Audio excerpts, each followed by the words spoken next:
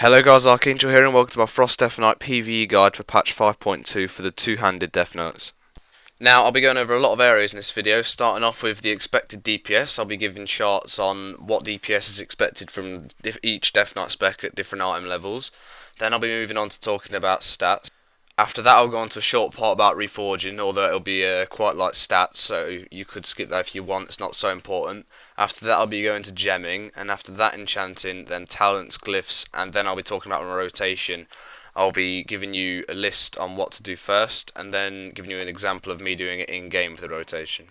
Now these are the DPS rankings for different Deathknight specs at different item levels, but please bear in mind this is the maximum DPS on standstill fights, so many of the fights, probably about 75% of them, require you to actually do something and not attack the boss 100% of the time, so you won't be able to achieve this DPS on most fights, but some you will of course. Now Frost two-handed remains dominant throughout, although they all are fairly close apart from dual wield, which does drop behind at points, but Unholy at best in slot item level does take over from Frost. But at best in slot item level, DK really drops behind other classes, which is quite surprising to me. You have mages doing about 230k supposedly on maximum DPS, but of course that's without them moving all fights, so arcane mages could probably easily produce that, to be honest. But realistic DPS, DK is probably going to be closer because they've got quite nice mobility in boss fights, I find. Okay, so now we'll go on to the stat priorities and reforging for the Deathknight. Firstly, you want to be maximising your strength at all times. Then you want to be getting hit and expertise to cap, that is 7.50%. Haste, crit, and then mastery secondary stat priorities. But for reforging, make sure you always reforge into hit and expertise, and there is add-ons you can use to help with this, such as Reforge Light, to get your hit and expertise to cap as close to the cap as possible, because you have if you have 7.60%, but you could have, say, 7.51 if you reforge properly, then you could have an extra bit of haste and you've lost a bit of DPS there, so it's never good. But so Reforge Light can help you with this. You need to configure in. There are guides for the internet on it and such. But yeah, and then once you're capped, you want to be reforging into haste. And then if you can't reforge into haste because, say, it already has haste, say you've got haste and mastery on one item, then you want to reforge the mastery into crit instead. So don't just think, oh, I can leave it as mastery. No, you reforge it into the second most important stat, because you don't want the third most important, because the second most important is more important, obviously. Next I'll be talking about the gems and enchants. Firstly, for your gems, you want to have the Meta gem, the Reverberating Primal Diamond, which gives strength and critical effect. For your red gems, you want the Bold Primordial Ruby, which gives strength. For blue, you want an Etched Imperial Amethyst, which is a purple gem, which gives strength plus hit. And for yellow, you need a Fierce Vermilion Onyx, which is an orange gem, and it gives strength plus haste. For your enchants, you want the Shoulder Enchant, Greater Tiger Fang Inscription even, which gives strength plus critical strike, and that is made by a scribe, not an enchanter by the way. A Cloak Enchant, which is accuracy, which gives hit, or if you hit capped already, go for Greater Critical Strike, which gives crit.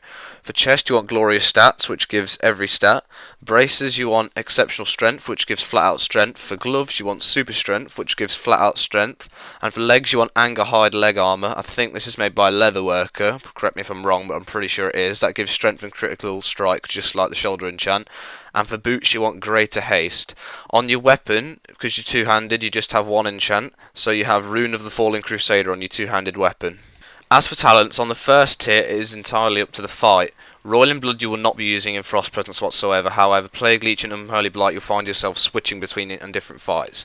Unholy Blight is used on fights with adds or multiple bosses, whereas Plague Leech is a single target boss talent. Plague Leech, if you use it just before your outbreak comes off cooldown, you can use Plague Leech to get your diseases off the target, activate a fully depleted Death Rune, instantly put Outbreak back on, you got your diseases back on, they're fully refreshed.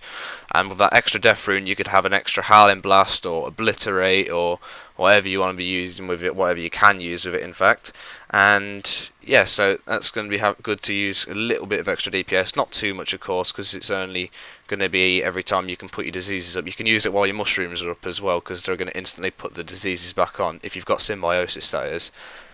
For your second tier of talents is also dependent on the fight. You're not going to really use Lichborn, because although you can heal with Death Call, it's going to be a waste of your runic power and so a waste of DPS, so you're not going to use that much.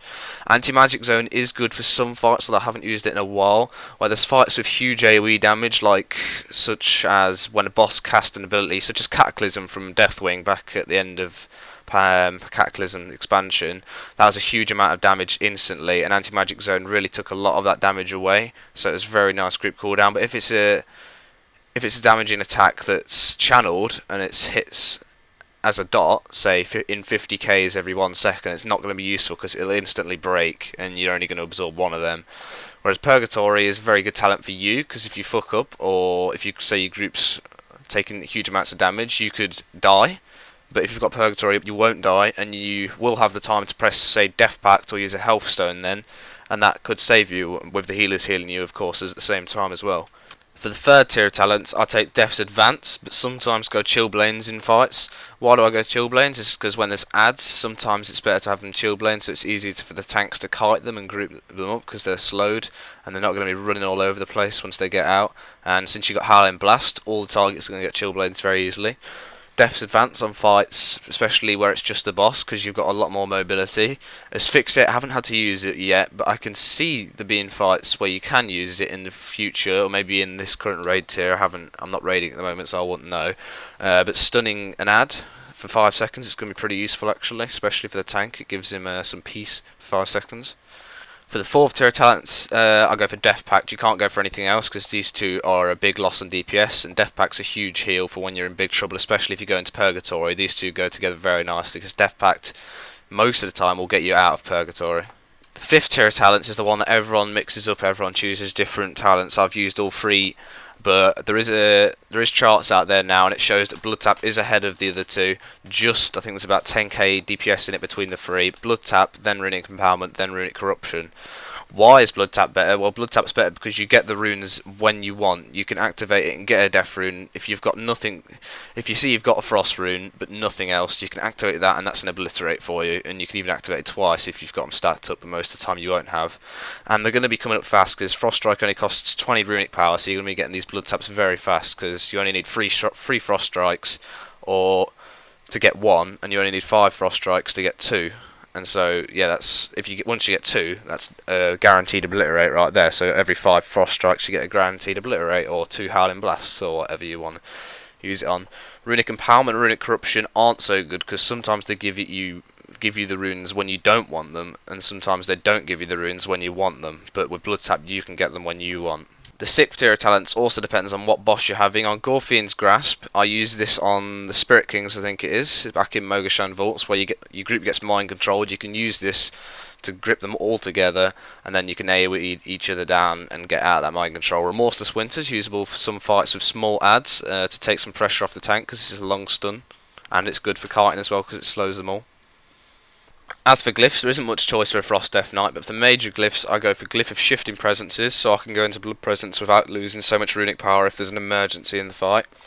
I go for Glyph of Anti-Magic Shell because there's a lot of magic damage in Pandaria for sure, and almost all boss fights you can use this now, and it will absorb it and give you runic power, which is super nice. And so if it absorbs up to the absorption limit, then it's less pressure for your healers to heal you. And I also take Glyph of Pestilence, but only on fights where there's adds on multiple bosses, so I can make sure my diseases are spreading, because it's an increased radius, as you can see. For the mana glyphs, the two important ones, although you won't be using them all the time, are Glyph of Army of the Dead. Your Army of the Dead no longer taunts their targets. Good with fights with adds, because a lot of the time they will run after the adds, and if they're taunting them, then the tank's going to have a hard time getting them back. And Glyph of Tranquil Grip means your Death Grip no longer taunts the target, so it's good for gathering up mobs for the tanks, because they're not going to be aggro to you. You can grip them over, the tank taunts them, and then they're theirs and not yours. And the other one's entirely up to you, really. I just took this Army of the Dead assortment spell, but there isn't any other useful ones, really. Faff of Frost, I suppose, but it's not going to be useful in any boss fights at all. Death's Embrace, well, you're not going to be healing a ghoul in Frost anyway, so that's a bit stupid. And yeah, so there's not. You can have your colourful one, as I'd like to call them, and your third one just have one to improve, say, your ghoul, make it a Geist, or your Army of the Dead. I'll now go on to talk about the rotation of a Deathknight before giving an own example of myself doing rotation. For single target, when target is below 35%, always use Soul Reaper whenever it's off cooldown. Always keep Soul Reaper up on the target because it's huge damage. Keep your diseases up at all time. Make sure Blood Plague doesn't drop off, because that's the one that's likely to drop off, not Frost Fever, because you're Howling Blasting a lot.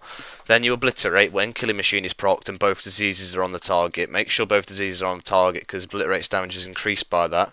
Frost Strike, if your runic power, will cap from the next ability unless you've got Obliterate proc with Killing Machine, then you use that and RP will cap, but you can Frost Strike spam after that. Do not use Frost Strike when you're on, say, 20 or 40 RP unless it's the only thing you can use, because you want to get it up to around 80 before you start using it. You need to use Howling Blast when Rime is procced, then Obliterate if all your runes are free, Frost Strike, Obliterate, and Horn of Winter if you've got nothing to do, because it gives you a bit of RP. As for your multiple targets rotation, keep your diseases up and spread them to every target, either with Pestilence, Unholy Blight, or Wild Mushroom Plague.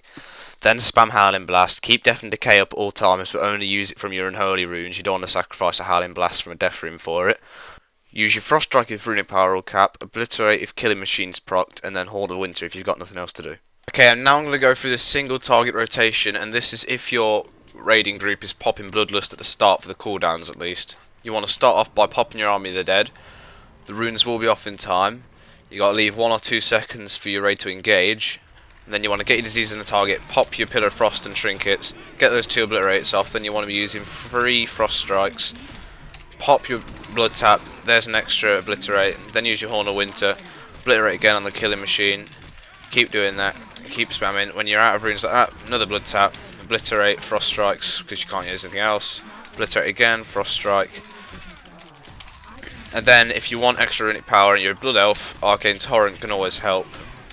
Remember to keep the diseases because they're dropping off right there. There's your Rime free proc. You got Unholy Blight to keep your diseases up. Keep Howling Blasting on the Rime procs. I'm pretty unlucky with them at the start, but they're coming off for me now. Some people use their ghoul, but some people save it for Death Pact. It is a little bit of a DPS increase. You can see it's parrying most of the things because I'm attacking it from the front at the moment. Better attack it from behind. In fact, it's parrying everything. There we go. We've got an extra Blood Tap there to use. Of course, if you're using Runic Empowerment, you can't really play like I'm playing now or Runic Corruption because it relies on luck, but you will get extra Obliterates as well, of course. And when your cooldown's up, when you put a Frost off, you want to use it off cooldown as long as it's the right point in the fight to use it, but I'm not going to be using it here. If you target, remember to keep your diseases up. If your target's below 35%, then Soul Reaper wants to be used. So you get your target, and it's a hell load of damage from Soul Reaper, and all it requires is 1 Frost Rune or Death Rune, of course. So it's better than Obliterate because of the runes it uses. But that's pretty much it for the single target rotation, guys. For your AoE rotation, you want to start off by spreading your diseases, using an Unholy Rune and getting that Death and Decay down, and then using Killing Machine procs, but still just spam Howling Blast and use your Frost and Unholy and Death Runes even on your Howling Blast. Keep Frost Striking, Blood Tap, Howling Blast, Howling Blast, Howling Blast. Use your Frost Strikes when you've got nothing else to do, then back to Howling Blasting. Killing Machine, you want to use an Obliterate, depending on how much mobs are in the fight, in fact, because if there's a lot of mobs, then you may as well just use Frost Strike and Killing Machine and use your Howling Blast instead. But with this amount, with the 3 mobs we have here, it's much better to use Killing Machine, if it doesn't parry it, of course, because I'm attacking it from the front. And that is pretty much it for the Deathknight AoE rotation. Remember to keep your diseases up. You've got Unholy Blight, and if you've got Symbiosis, you've got a Plague Mushroom, Wild Plague Mushroom, whatever it's called as well. And yeah, using your cooldowns off the cooldown. Army of the Dead is also pretty good in AoE fight as long as you've got that taunting glyph on. You don't want them taunting everything and running everywhere. Obviously they can't taunt the bosses, but the ads they can taunt actually. Remember to keep your diseases spreaded when your Unholy Blight's off, because you never know what can be on this target. There are add-ons, mine's uninstalled at the moment actually, that show that your disease is above the nameplates. I forgot what it's called, I'll have to tell you. I need to update it because the new patch. But anyway, that is the multiple target rotation there. I'm now going to talk about Empowering Weapon for just a second. Empowering Weapon, a lot of people use it at the wrong times, and most people don't know when to use it. You want to be using Empowering Weapon not at the start of the fight when you've got 3 Obliterates, unless, say, the fight you know is going to take 6 minutes. You want to use it inside that first minute so you can get it up before the end of the fight so you can have 2 Empowering Weapons within the fight. Otherwise, if it's a 5-minute fight, then you want to be using it at the point when you can DPS the boss, you don't have to switch to anything, and you have no runes and no runic power, because that's the only time you really want to be using this. If you've got nothing to do, then pop Empowering Weapon, then you've got everything to do again. It pretty much starts your entire rotation again, so it's a very good cooldown. Again though, if it's more than 5 minutes, you want to be making sure you get 2 Empowering Weapons off in the fight, not just 1. That's it for my Frost Deathknight 2-handed guide everyone. Thank you for watching this video, and I'll see you all soon.